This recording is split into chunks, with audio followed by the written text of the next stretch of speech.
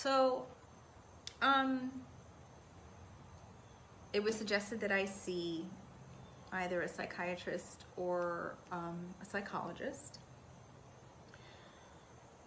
And of course, in between that time, I ran home and threw the entire bottle of Paxil in the toilet and flushed it. And then I made an appointment with somebody in my network at the time for a psychiatrist visit. I was very scared, and of course, from the time I made the appointment to the day of the actual appointment, it was probably like 2 or 3 weeks in between.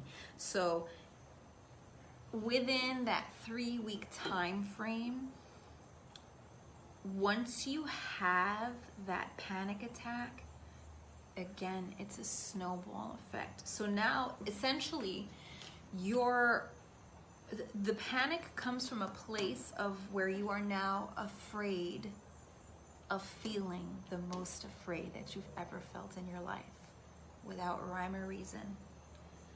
I wasn't in any particular danger. I was someone who, for all intents and purposes, I was never anyone who ever felt depressed for any reason outside of any normal sadness or anger or anything like that. I was someone who loved myself.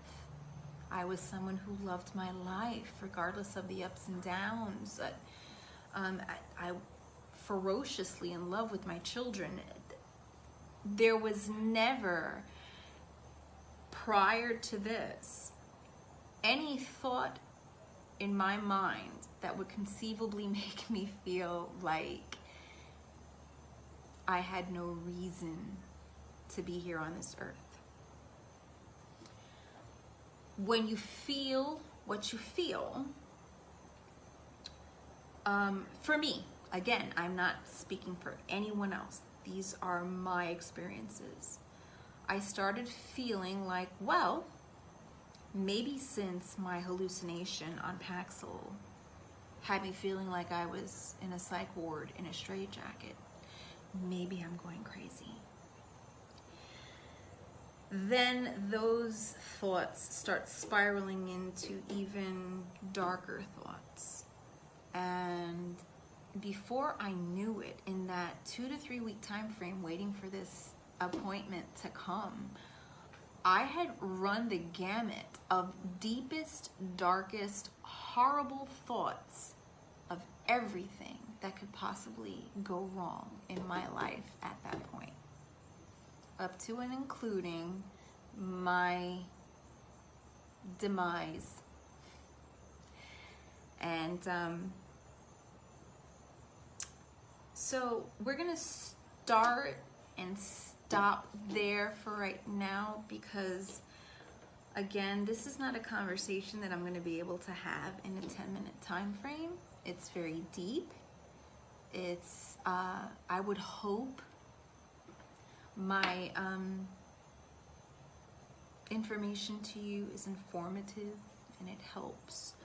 I will hope that what I have been through and my experiences with all of this can reach out to other people.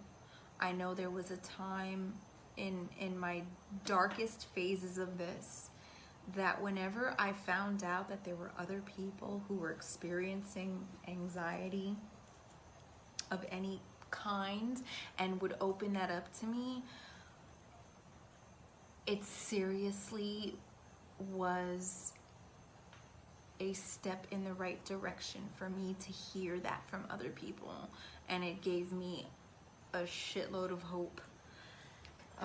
So we will do a video number 2, and I will get more in depth of my experience.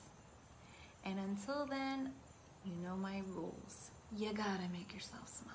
You gotta make yourself smile. Yeah, you make yourself smile. I know, I'm such a dork. Because that smile is contagious, and it's gonna spread to other people, and then those people are gonna have contagious smiles and spread those smiles to other people, and before you know it, Everybody in the damn room is going to be smiling. And guess what? You started that chain reaction. So, love you, my peeps. I'm going to attempt to edit this because it's way beyond 10 minutes and I am at 16 minutes almost. And I will talk to you soon.